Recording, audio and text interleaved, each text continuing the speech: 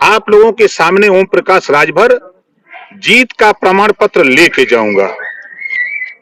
और पिछली बार तो कम वोट से जीता था ना, हेदमा पारी तब कम से कम 40 से 50 हजार से जीतेंगे, देखिएगा तो ना। हम लोग क्या माने कि गाजीपुर से डिप्टी सीएम अगली बार बन रहे हैं? अब आप लोगों का आशीर्वाद इतना मिला ओम प्रकाश राजभर को कि आज देश की राजनीति में ओम प्रकाश राजभर दिखने लगा। इसके लिए आप लोगों को बहुत बहुत बधाई।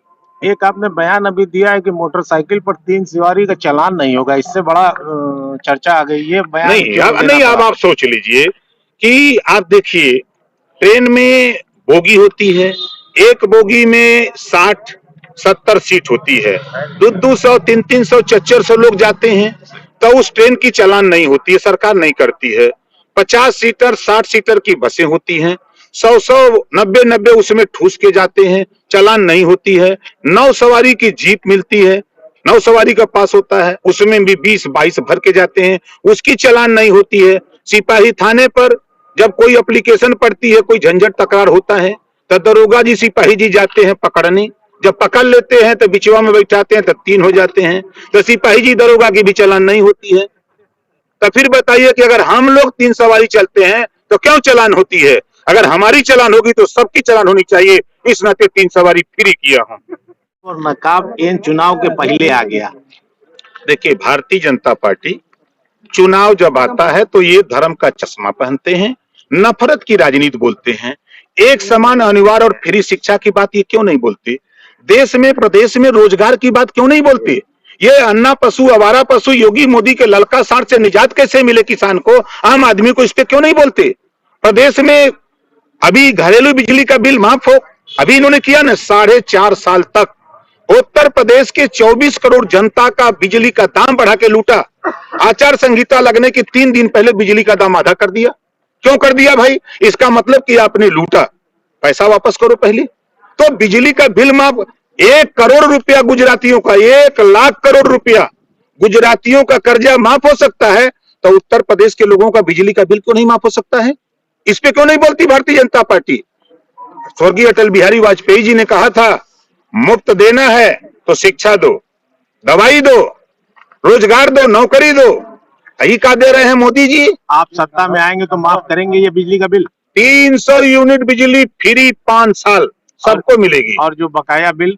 अब बकाया बिल पर तो हम विचार करेंगे भाई, अभी उसमें फैसला नहीं। साथ साथ बात, उत्तर प्रदेश में अगर का बिल माफ, 1 करोड़ रुपया गुजरातियों का, 1 लाख करोड़ रुपया गुजरातियों का कर्जा माफ हो सकता है, तो उत्तर प्रदेश के लोगों का बिजली का बिल क्यों नहीं माफ हो सकता है? इस पे क्यों नहीं बोलती भारतीय जनता पार्टी? स्वर्गीय अटल बिहारी वाजपेयी जी ने कहा था, मुफ्त देना है तो शिक्षा दो, दवाई दो, रोजगार दो, नौकरी दो। यही का दे रहे हैं मोदी जी। आप सत्ता में आएंगे तो माफ करेंगे ये बिजली का बिल? 300 यूनिट बिजली फ्री 5 साल सबको मिलेगी। और जो बकाया बिल? अब बकाया बिल पर तो हम विचार करेंगे भाई, अभी उसमें फैसला नहीं। साथ साथ बात, उत्तर प्रदेश में अगर सरकार बनी आपकी, तो क्या जो ड्रेस कोड है स्कूलों का, उसमें हिजाब या नकाब या कोई भी जो अपने मन से पहनकर आना चाहे फ्री कर देंगे? नहीं देखिए, अक्सर हम सब लोग देहात के रहने वाले हैं, हम तो देहात के रहने वाले हैं। अलग अलग स्कूलों को अलग अलग ड्रेस है, अक्सर हम लोग देख रहे हैं। संविधान में कोई ऐसी व्यवस्था नहीं है कि किसी के ऊपर पहनावे पे पाबंदी लगे। सब लोग स्वतंत्र हैं, अपने अपने धर्म, अपने अपने मजहब को मानने वाले, पूजा पाठ सब लोग करें। संविधान नफरत नहीं किसी को बताता, लेकिन भारतीय जनता पार्टी हमेशा नफरत का बीज बोती है। जब देखिए चुनाव आया दिल्ली, तो कैराना, वो वहां दिल्ली में साइन बाग, बटन दबाओ करंट साइन बाग, ऐसा करंट दबाए सब ने बटन कि 3 सीट मिली। डोर टू डोर पर्चा बांट रहे थे हमारे गृह मंत्री जी, वहां जमाती थूक रहे थे तो कोरोना फैल रहा था। अब क्या हुआ, आए मुजफ्फरनगर और आकर के थूक लगा के पर्चा बांट रहे हैं ना। डोर टू डोर इतना विकास किया तूने उत्तर प्रदेश में भाई, देश में इतना विकास किया तो डोर टू वोट मांगने की क्या जरूरत? अब अपने आप वोट मिलता, लेकिन दरवाजे दरवाजे भिखारी की तरह घूम रहे हो क्यों? ओम प्रकाश जी, जयंत चौधरी जी अपना वोट नहीं डाल पाए, देखिए कुछ कहेंगे? लोकतंत्र में चौधरी जी का विषय और हमारा विषय जी, भैया हम बहुत निराला आदमी, अब उनसे पूछिएगा तो वो बताएंगे, हमसे पूछिए तो हम बताएं। सर, ये छात्रवृत्ति के लिए जो आपका पुराना विभाग रहा है, बता दूं, जब मैं मुख्यमंत्री बनवाया, पूर्वांचल से 125 सीट जितवाया भाजपा को, तब भाजपाई के लोग कहते ना कि हमरे बदौलत जीतल हुआ राजभर, हमके घबरा में जीत गई। 17-18 का बजट अलॉट होता है। पहला 7 लाख बच्चे होते हैं सामान्य वर्ग के छात्र छात्रा, 25 लाख बच्चे होते हैं पिछड़ी जाति के। 7 लाख को 700 करोड़ और 25 लाख को भी 700 करोड़। कोई भेदभाव शुरू हुआ, हमारा पंगा वहीं शुरू हो जाता है। और 5 साल तक लगातार भारतीय जनता पार्टी ने पिछड़ों का छात्रवृत्ति और शुल्क प्रतिपूर्ति नहीं दिया और सामान्य वर्ग को दिया। शुरू हुआ, हमारा पंगा वहीं शुरू हो जाता है। और 5 साल तक लगातार भारतीय जनता पार्टी ने पिछड़ों का छात्रवृत्ति और शुल्क प्रतिपूर्ति नहीं दिया और सामान्य वर्ग को दिया। ये भेदभाव उत्तर प्रदेश भारतीय जनता पार्टी की सरकार ने किया और किया। 69,000 शिक्षक भर्ती, 68,000 शिक्षक भर्ती, आपके 70,234 भर्ती, सारे शिक्षक भर्ती में 27% आरक्षण पिछड़ों का, 22.5% आरक्षण दलितों का योगी जी ने लूट लिया, भारतीय जनता पार्टी ने लूट लिया। जब बच्चे गए लखनऊ के हमारा हिस्सा लूटा जा रहा था, पुलिस से पिटवा दिया। उसके बाद बच्चे चले गए राष्ट्रीय पिछड़ा वर्ग आयोग, जांच हुई, जांच में रिजल्ट आ गया कि 23,000 पद पिछड़ी जात और दलित का लूटा गया। योगी जी पहले तो खूब भाषण मारते थे कि बड़ी पारदर्शिता से भर्ती हुई है, लेकिन हुआ क्या, जब जांच हुई राष्ट्रीय पिछड़ा वर्ग आयोग ने, तब फिर वही योगी जी कह रहे हैं कि आरक्षण में, ये आरक्षण के कोटे में आरक्षित वर्ग के साथ जो गड़बड़ी हुई है उसको हम भरेंगे। 23,000 की जगह 6,000, आप 6,000 स्वीकार कर लिया। इसका मतलब कि आपने पिछड़े दलितों का हिस्सा लूटा था, तब आपने स्वीकार किया ना। तो पिछड़ों के साथ हमेशा धोखा। 1700 थाने, हिस्सेदारी नहीं, 350 तहसील, 826 ब्लॉक, 75 जिले, 18 कमिश्नरी, पिछड़ों को हिस्सेदारी नहीं, दलितों को हिस्सेदारी नहीं। वोट तो मांग रहे हैं, आवा ले ले दे, तुमन बोरा का बोरा भर दी है, रो रो के लौट के ना चल गई ला। ओम प्रकाश राजभर के का देख लिया, पूर्वांचल तो छोड़ दा, पश्चिम में हवा खराब कर दिले है। हम प्रकार से शिक्षा नीति का ड्रेस कोड एक समान होना चाहिए। देखिए नकाब, हिजाब, हमारा साफ साफ नहीं, हमारा देखिए साफ साफ है, तो एक समान, अनिवार्य और फ्री शिक्षा। ड्रेस के संबंध में संविधान में कोई ऐसी व्यवस्था नहीं है। ये तो चुनाव आता है तो देखिए, हमारे जेपी नड्डा जी गए जब यहाँ बिहार, 300 आतंकवादी आ गए, मतलब उनके चश्मे से आतंकवादी दिखे। अब उनके पास इतनी एजेंसियां उसको पकड़ नहीं ले रहे हैं और बिहार में भाषण दे रहे हैं कि अगर वोट नहीं दिया भाजपा को तो आतंकवादी गतिविधियां तेज हो जाएंगी। आप गए बंगाल, तो बंगाल में उस समय वहां भी आतंकवादी आ रहे थे। जहां जहां चुनाव आता है, या तो आतंकवादी आ जाते हैं, या तो मजहब आ जाता है, या धर्म आ जाता है। भाजपा कितनी सीटें जीत रही है? भाजपा देखिए, पिछली बार तो 8 लड़े थे और 4 जीते थे।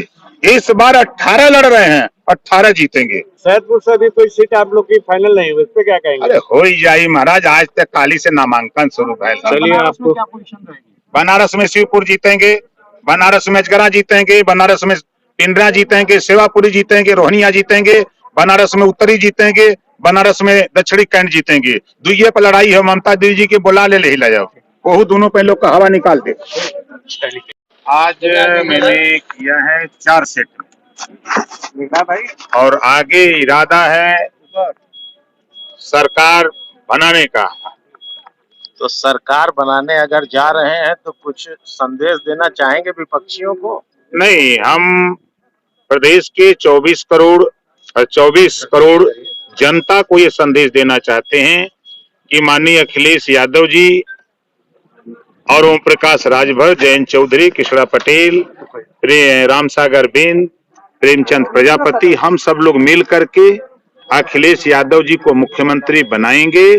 6 महीने में जातिवार जनगणना, 300 यूनिट बिजली शपथ लेते ही फ्री, गरीबों का इलाज फ्री में होगा, पुरानी पेंशन बहाल होगी, प्रदेश में एक समान, अनिवार्य और फ्री शिक्षा होगी, और प्रदेश में जो योगी जी मोदी जी का ललका सांडवा, ऐसे किसान के निजात दिलाएंगे।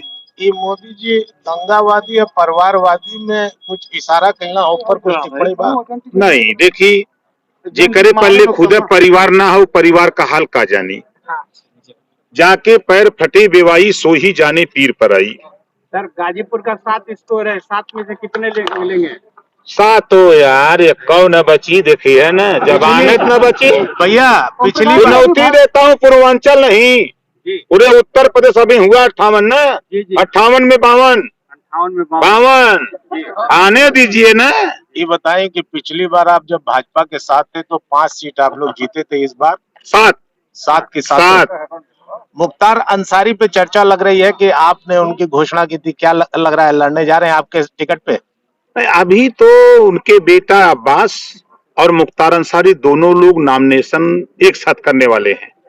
कौन लड़ेगा कौन नहीं लड़ेगा ये फैसला उनके ऊपर है। दोनों लोग मऊ सदर से। आपके खिलाफ बीजेपी अभी कैंडिडेट नहीं दे पाई है। कैंडिडेट है नहीं है कोई लड़ने वाला भैया, सही बात तो ये है।